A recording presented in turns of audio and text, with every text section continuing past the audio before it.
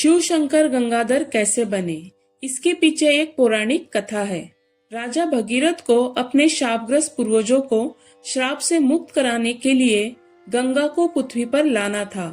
तब तक गंगा स्वर्ग में बहने वाली नदी थी। भगीरथ ने इस प्रयोजन हेतु ब्रह्मा जी का कठोर तप किया। तप से प्रसन्न होकर उन्होंने भगीरथ से मनचाहा वर मांगने को कहा।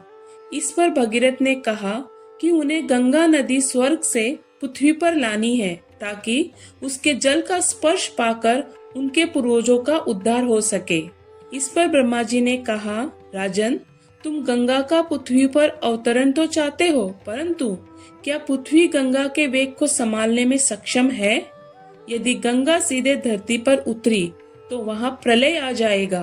ब्रह्मा जी के शंका का निवारण पाने के लिए भगीरथ पृथ्वी के पास गए, मगर पृथ्वी ने मना कर दिया और कहा, गंगा के वेग को संभालने की शक्ति केवल भगवान शंकर में है, इसलिए उन्हीं से इस कार्य के लिए प्रार्थना की जाए।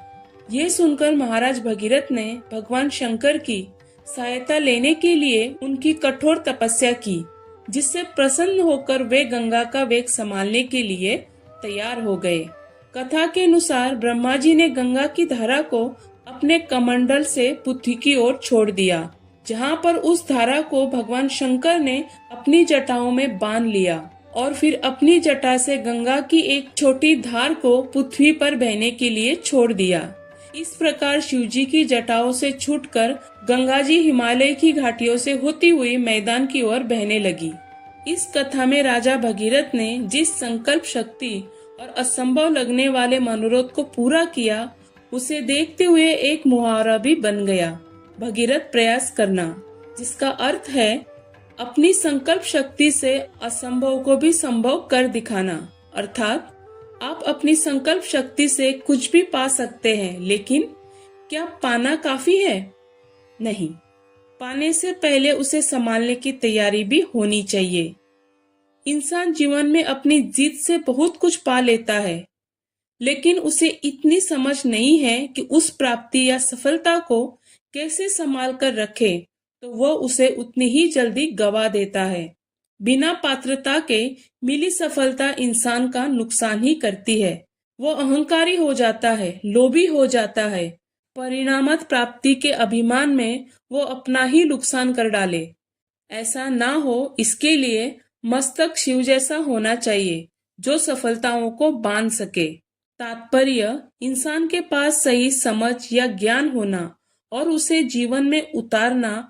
आध्यात्म के मार्ग में कई बार साधकों को बहुत मान सम्मान मिलता है, बहुत सी सिद्धियां भी मिल जाती है।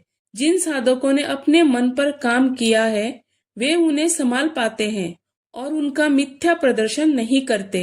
लेकिन जिसमें इसे संभालने की तैयारी नहीं है, वे उन सिद्धियों को चमत्कार की तरह दूसरों को दिखाते हैं, वाहवाही लूटते हैं। ऐसा करके वे अंतिम लक्ष्य से भटक जाते हैं, बीच में ही अहंकारी होकर माया की सेवा में लग जाते हैं। हमें कुछ पाने से पहले इतनी पात्रता तैयार करनी चाहिए कि हम अपनी प्राप्तियों का सही उपयोग कर सके। जिस तरह शिव ने लोक कल्याण के लिए जटाओं से गंगा की धार पृथ्वी पर छोड़ी, ऐसे ही हम अपनी प्राप्तियों, अपने गुण कौशल का प्रयोग निस्वार्थ होकर लोक कल्याण हेतु करें, तभी हम शिव की तरह गंगाधर बनेंगे। अगर आपको ये कथा अच्छी लगी तो आपके अपने चैनल रुद्रा स्वरूपम से जुड़े रहने के लिए चैनल को लाइक, शेयर, सब्सक्राइब करना बिल्कुल ना भूलें। राधे राधे।